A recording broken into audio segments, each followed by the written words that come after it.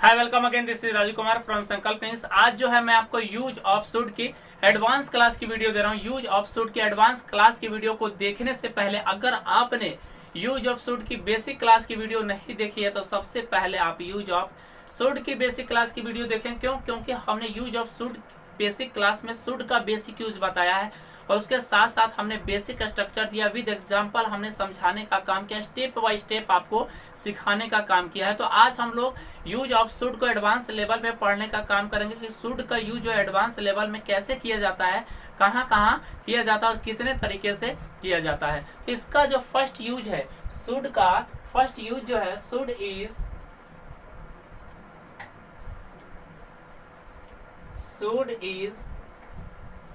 used with past tense of shall in indirect speech।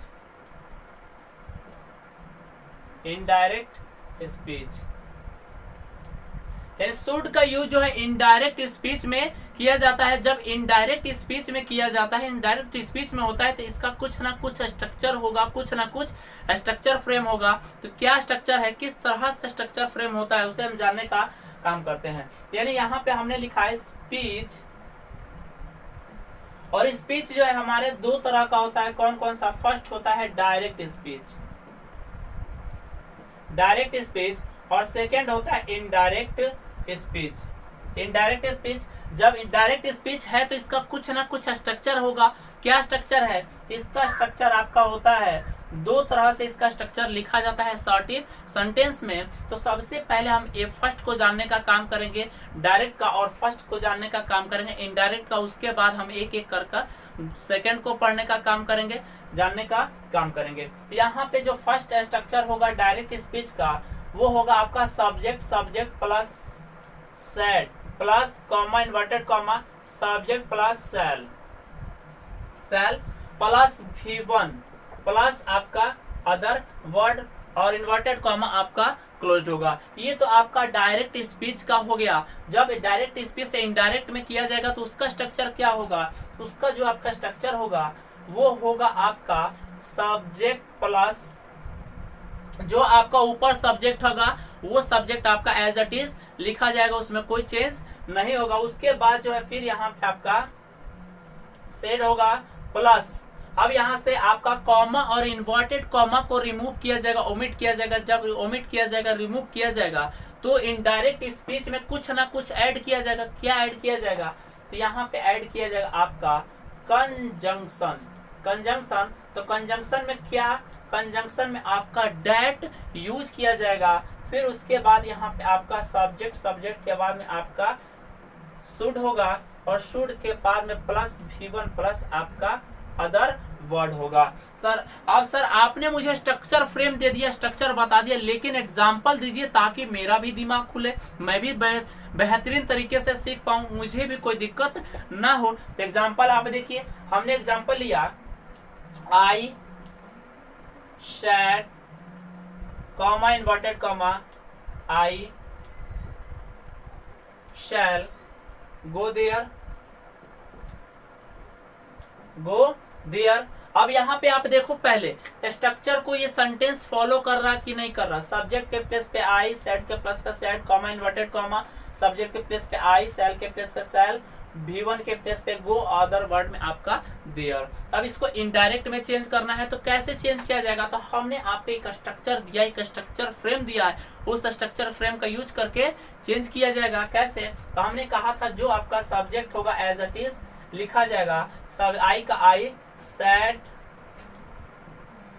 फिर उसके बाद कंजंक्शन में हमारा डेट ही यूज किया जाएगा। क्यों? क्योंकि ये जो है आपका एसर्टिव सेंटेंस है, तो एसर्टिव सेंटेंस है तो आपका डेट ही यूज किया जाएगा। फिर यहाँ पे आपका आई, फिर यहाँ पे आपका आई के बाद में फिर यहाँ पे आपका should.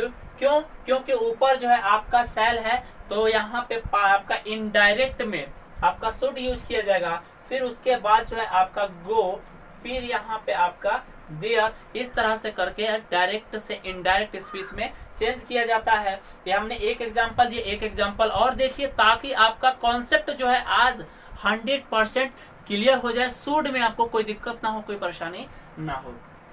She said the guilty shall be punished, she said the guilty shall be punished। अब इसका इनडायरेक्ट क्या होगा, इसका इनडायरेक्ट होगा she said that the guilty should be punished। बोलो समझ पा रहे हो कि नहीं, समझ पा रहे हो ना। अब यहाँ पे हमने एक स्ट्रक्चर देखा, इसका सेकेंड स्ट्रक्चर जानने का काम करते हैं ताकि हम बेहतरीन तरीके से सीख पाए, कोई दिक्कत ना हो, परेशानी हमें ना हो। एक एक कर कर हम धीरे धीरे हर चीज को सीखने का काम करेंगे, बेसिक टू एडवांस जानने का काम करेंगे। आपका जो सेकंड स्ट्रक्चर होगा वो होगा आपका सब्जेक्ट प्लस आपका सैड टू प्लस यहाँ पे आपको ऑब्जेक्ट कॉमा इन्वर्टेड कॉमा, फिर यहाँ पे आपको subject plus shall plus V1 plus आपका अदर वर्ड, उसके बाद आपका इन्वर्टेड कॉमा क्लोज्ड होगा। अब यहाँ पे जब इस तरह का स्ट्रक्चर दिया होगा तो इसका इनडायरेक्ट स्पीच में कैसे चेंज किया जाएगा, उसका स्ट्रक्चर फ्रेम क्या होगा, तो उसका जो आपका स्ट्रक्चर फ्रेम होगा वो होगा आपका सब्जेक्ट के बाद में आपका टूल्ड, सेट टू को चेंज कर दिया जाता है टूल्ड में, फिर यहाँ पे आपका ऑब्जेक्ट जो होगा एज इट इज लिखा जाएगा, फिर यहाँ पे आपका कंजंक्शन यूज किया जाएगा। कंजंक्शन में क्या, कंजंक्शन में आपका डैट यूज किया जाएगा, फिर उसके बाद जो है आपका यहाँ पे सब्जेक्ट के बाद में आपका यहाँ पे शुड या फिर आप यहाँ पे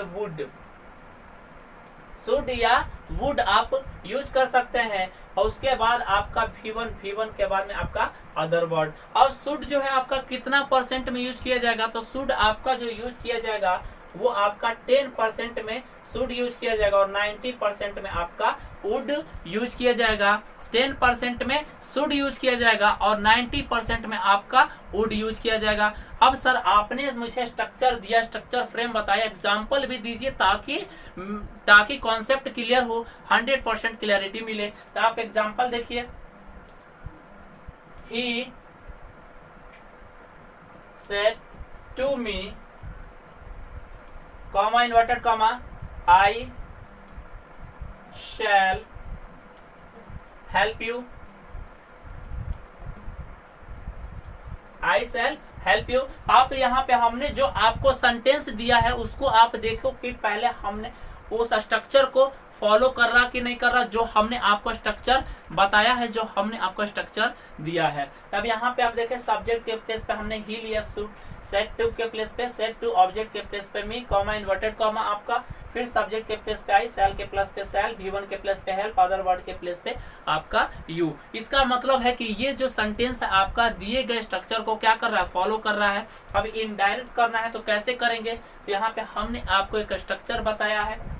जो आपका सब्जेक्ट है वो सब्जेक्ट होगा आपका ही, सेट टू है तो सेट टू को चेंज कर देना है किसमें, टोल्ड में, टोल्ड, ऑब्जेक्ट जो है मी, उसके बाद यहाँ पे चाहिए डैट के बाद में फिर सब्जेक्ट है आपका आई जो है किसके अकॉर्डिंग चेंज होता है, फर्स्ट पर्सन के अकॉर्डिंग चेंज होता है, तो यहाँ पे आपका ही, तो यहाँ भी हो जाएगा ही। आप यहाँ पे शुड या वुड, यहाँ पे वुड का यूज किया जाएगा, फिर उसके बाद जो है आपका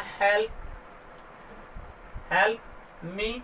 बोलो समझ पाए कि नहीं, समझ पा रहे हो ना। क्या और एग्जाम्पल देने की जरूरत है, यहाँ पे आपको क्या और एग्जाम्पल की देने की जरूरत है कि इतना से काम चल जाएगा। आप ये मत देखो कि हमने आपको 2-3 एग्जाम्पल देकर समझाया, लेकिन आपको हमने वो कॉन्सेप्ट दिया है, वो ज्ञान दिया है जिससे आप ऐसे बहुत सारे एग्जाम्पल आप खुद तैयार कर सकते हैं। बोलो कर सकते हो कि नहीं, तुमसे पूछ रहा हूँ, आपसे पूछ रहा हूँ, बोलो आप कर सकते हो कि नहीं, कर सकते हो ना। तो आज से करना शुरू कर दो, आज से करना आप शुरू कर दो, आप बनाना आप शुरू कर दो। आप इस स्ट्रक्चर का यूज करके जितना चाहो उतना लिखो, जितना चाहो उतना बोलो, जो मन करता है करो, लेकिन इस स्ट्रक्चर का यूज करके जो चाहे वो करो। अब यहाँ पे हमने आप ये शुड का कॉन्सेप्ट नंबर 1 देखा, शुड का कॉन्सेप्ट नंबर 2 जानने का काम करते हैं, समझने का काम करते हैं कि शुड का सेकंड यूज क्या है।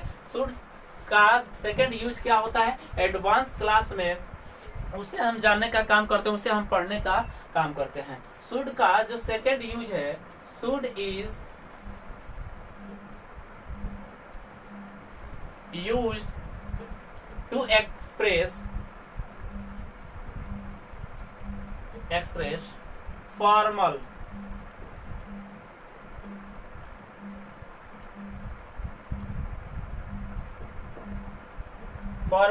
information and instruction। शुड का जो है आप शुड का यूज फॉर्मल इंस्ट्रक्शन बताने के लिए, फॉर्मल इंफॉर्मेशन बताने के लिए भी किया जाता है। जब फॉर्मल इंफॉर्मेशन बताना होगा, जब फॉर्मल इंस्ट्रक्शन बताना होगा तो शुड का यूज किया जाएगा। जब शुड का यूज किया जाएगा तो इसका भी कुछ ना कुछ स्ट्रक्चर होगा। क्या इसका स्ट्रक्चर है? इसका जो आपका स्ट्रक्चर है वो है आपका सब्जेक्ट, वो है आपका सब्जेक्ट। सब्जेक्ट के बाद में यहाँ आपका शुड, शुड के बाद में प्लस V1।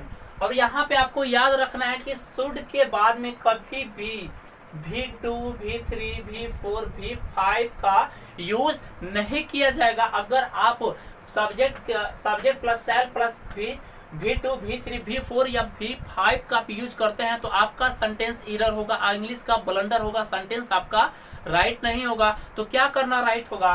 तो सब्जेक्ट प्लस सब्जेक्ट के साथ शुड, शुड के साथ आपका V1 और प्लस आपका अदर वर्ड का यूज करना आपका राइट होगा। यही आपका सत्य है जिससे आप सेंटेंस को राइट वे में आप लिख सकते हैं। सर आपने तो मुझे बता दिया, लेकिन स्ट्रक्चर दिया, लेकिन आप मुझे एग्जांपल दीजिए ताकि मैं बेहतरीन तरीके से सीख पाऊं। एग्जांपल आप देखिए, candidates should answer all the question. बोलो समझ पा रहे हो कि नहीं? Candidates should answer all the questions. बोलो समझ में आ रहा कि नहीं? आ रहा ना? अब यहाँ पे दूसरा हम एग्जांपल देखते हैं। यहाँ पे एक दिया, हमने एक और एग्जांपल लेकर जानने का काम करते हैं। Application should rich here, application should rich here before 15 August. Application should rich here before 15 अगस्त। बोलो समझ पा रहे हो कि नहीं? समझ पा रहे हो ना? अब यहाँ पे हमने आप सेकेंड यूज देखा, थर्ड यूज जानने का काम करते हैं कि शुड का थर्ड यूज क्या है, उसे हम जानने का काम करते हैं, पढ़ने का काम करते हैं। तेजी तेजी से हम बढ़ने का आगे काम करते हैं, सीखने का काम करते हैं।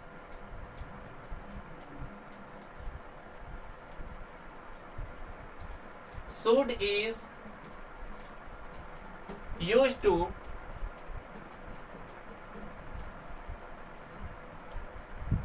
express, should is used to express desire and advice, present in advice in present और पास्ट। यानी शुड का यूज जो है आपका डिजायर बताने के लिए, एडवाइस बताने के लिए, प्रेजेंट की या पास्ट की बताने के लिए किया जाता है। जब इसका डिजायर बताने के लिए किया जाता है तो इसका कुछ ना कुछ स्ट्रक्चर होगा। क्या स्ट्रक्चर है इसका? जो आपका स्ट्रक्चर है वो है आपका डिजायर। जब आपको डिजायर बताना हो कब की? प्रेजेंट की या पास्ट की। जब प्रेजेंट की आपको डिजायर बताना होगा तो वहां पे आपका subject plus should plus be plus V4 plus आपका अदर वर्ड का यूज किया जाएगा। अब ये क्या करेगा? ये सेंटेंस किस तरह का सेंस देगा? ये आपका इच्छा या फिर सलाह देने का काम करेगा, सलाह बताने का काम करेगा। अब इस सेंटेंस का जो होगा हिंदी मीनिंग क्या निकलेगा? किस तरह का हिंदी मीनिंग होगा? इसका जो हिंदी मीनिंग होगा वो होगा ना चाहिए, ना चाहिए का हिंदी मीनिंग देगा।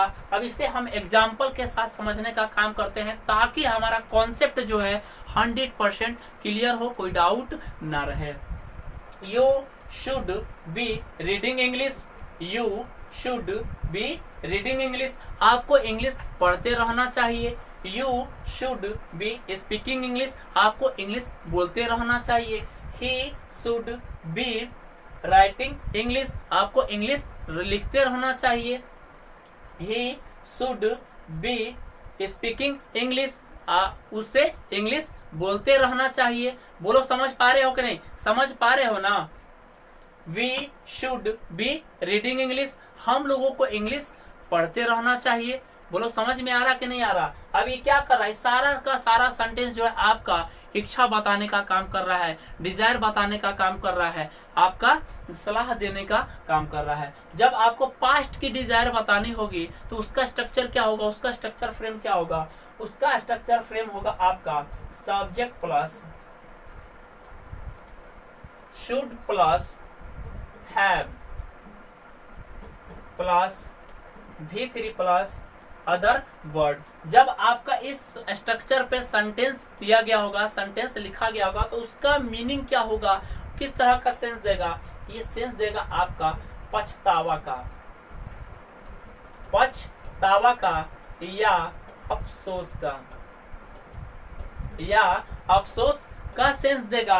यानी पास्ट में आपने उस काम को नहीं किया जिसका आपको पछतावा है, आपको अफसोस है। अब ये किस तरह का मीनिंग देगा, हिंदी मीनिंग क्या देगा, तो हिंदी मीनिंग इसका होगा ना चाहिए, ना चाहिए का सेंस देगा, ना चाहिए का मीनिंग देगा। सर इसका एग्जांपल दीजिए। अब इसका एग्जांपल आप देखो, you should have gone to Delhi, आपको दिल्ली चले जाना चाहिए, आपने दिल्ली नहीं गया जिसका आपको अभी क्या है, पछतावा है, आपको अफसोस है। He should have gone to Delhi, उसे दिल्ली चले जाना चाहिए, नहीं गया जिसके कारण उसे अभी पछतावा है, अफसोस है। They should have gone to Delhi, उन लोगों को दिल्ली चले जाना चाहिए, पास्ट में उन लोगों ने ऐसा नहीं किया जिसका उन्हें अभी पछतावा है। यानी जब आपको डिजायर या एडवाइस बताना हो कब की, प्रेजेंट और पास्ट की, तो वहां भी आपका शुड का यूज किया जाता है, वहां भी शुड का यूज होता है। अब यहाँ पे हम शुड का कॉन्सेप्ट नंबर 4 जानने का काम करते हैं। शुड का कॉन्सेप्ट नंबर 4 क्या है, वो किस तरह से यूज किया जाता है और कहाँ यूज होता है, शुड का समझने का काम करते हैं।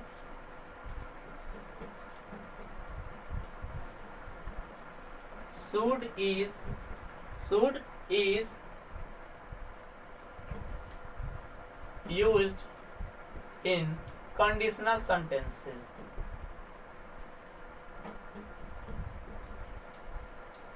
कंडीशनल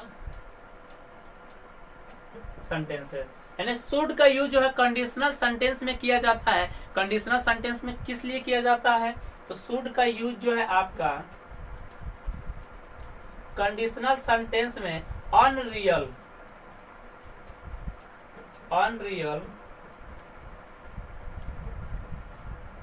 सिचुएशन को बताने के लिए किया जाता है, या फिर आपका लेस प्रोबेबिलिटी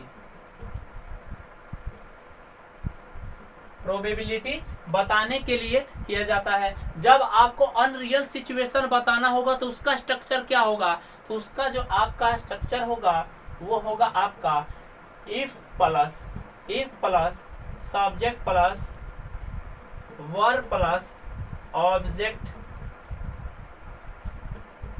फिर यहाँ पे subject plus should plus V1 plus other word. अब ये सेंटेंस जो है किस तरह का सेंस देगा, सपोजिशन का सेंस देगा, संभावना का सेंस देगा, अनुमान का सेंस देगा। Supposition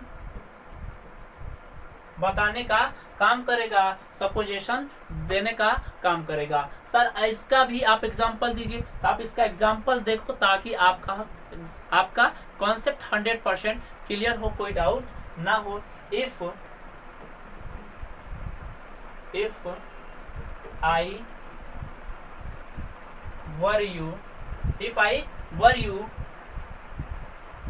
I should go there. I should go there. If I were you, I should go there. बोलो समझ पा रहे हो ना? सेकेंड देखो, if I were you, if I were you, I should, if I were you, I should expect, I should accept all, accept the post. If I were you, I should accept the post. If I were you, I should accept the post. बोलो समझ पा रहे हो कि नहीं? अब यहाँ पे लेस प्रोबेबिलिटी को हम समझने का काम करते हैं कि लेस प्रोबेबिलिटी क्या है, इसका स्ट्रक्चर क्या है, किस तरह से लिखा जाएगा। तो ये जो आपका होगा इफ, ये भी स्टार्ट जो होगा आपका इफ से स्टार्ट होगा। फिर उसके बाद में यहाँ पे आपका सब्जेक्ट होगा, subject plus should plus V1 plus आपका अदर वर्ड होगा। फिर यहाँ पे आपका अदर सेंटेंस होगा। फिर उसके बाद में आपका अदर सेंटेंस होगा, कोई भी सेंटेंस हो सकता है। अगर आप इफ से नहीं लिखना चाहते, इफ से नहीं बोलना चाहते, तो आप यहाँ पे शुड, आप यहाँ पे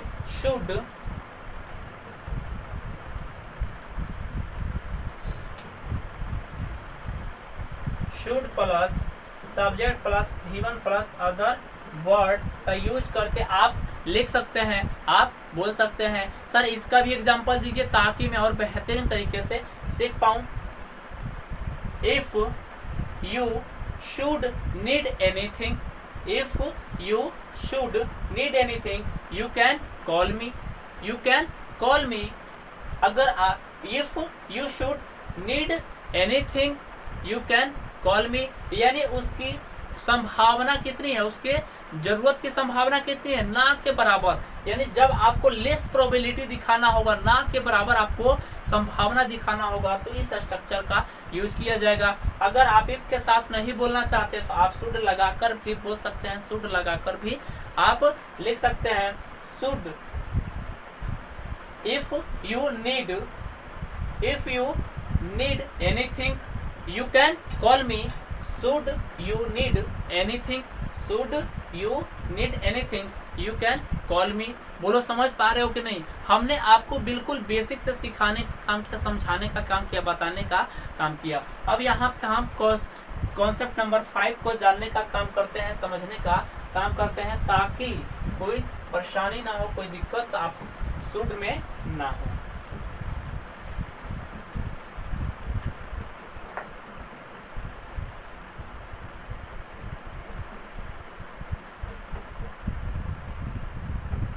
Should is used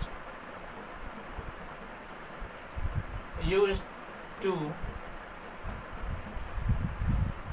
express a purpose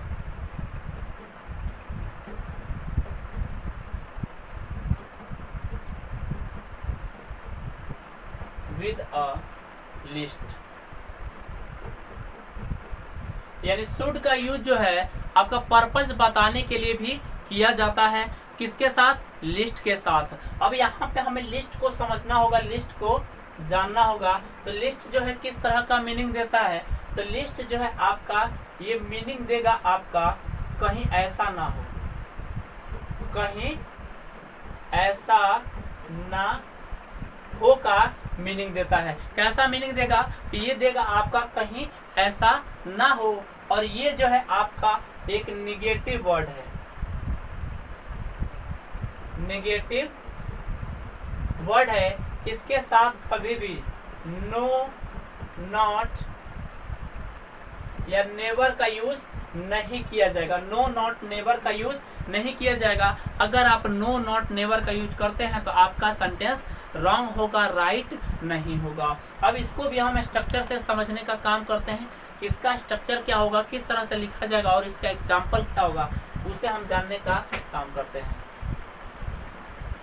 list, तो यहाँ पे लिस्ट जो है आपका, यहाँ पे आपको सेंटेंस दिया होगा। लिस्ट से पहले आपको कोई ना कोई सेंटेंस दिया गया होगा। और साफ लिख देता हूं, यहाँ पे कोई ना कोई आपको सेंटेंस दिया गया होगा और वो सेंटेंस जो है आपको वार्निंग शो करेगा। क्या शो करेगा? वो आपको वार्निंग शो करेगा, वार्न करने का काम करेगा। अब यहाँ पे लिस्ट के बाद क्या होगा? तो लिस्ट के बाद always should is used. List के बाद always should is used. Should को छोड़कर कोई भी मॉडल यूज नहीं किया जाएगा। एग्जाम में यहाँ से बहुत क्वेश्चन पूछा जाता है और बहुत बार आप गलती करते हो। आप यहाँ पे आपसे क्वेश्चन कैसे पूछा जाएगा? शुड दे देगा, शुड के बाद में लगा देगा और वहीं आपका कॉमन एरर हो जाएगा। माइट लगा देगा, और टू लगा देगा, कोई भी मॉडल लगाकर आपसे पूछ सकता है। तो यहाँ पे आपको ध्यान रखना है कि लिस्ट के बाद ऑलवेज लिस्ट के बाद आपका शुड यूज किया जाएगा। शुड को छोड़कर कोई दूसरा मॉडल यूज नहीं किया जाएगा। इसका स्ट्रक्चर क्या होगा? इसका स्ट्रक्चर होगा आपका सब्जेक्ट, सब्जेक्ट के बाद में आपका यहाँ पे शुड, और शुड के बाद यहाँ पे आपका दो तरह का स्ट्रक्चर होता है, दो तरह का स्ट्रक्चर बनता है। यहाँ पे आप V1 प्लस आप अदर वर्ड का भी यूज कर सकते हैं। आपका सेंटेंस राइट होगा, रॉन्ग नहीं होगा। तो आप यहाँ पे या फिर आप बी प्लस नाउन या एडजेक्टिव का भी यूज कर सकते हैं। दोनों ही कंडीशन में आपका सेंटेंस राइट होगा, रॉन्ग नहीं होगा। अब इससे जो हमने आपको कॉन्सेप्ट दिया है, आपको स्ट्रक्चर फ्रेम दिया है, उस पर हम एग्जांपल लेकर समझने का करते हैं, जानने का काम करते हैं, ताकि हमारा कॉन्सेप्ट जो है 100% क्लियर हो जाए। यहाँ पे हमने एग्जांपल लिया, work hard, list, you should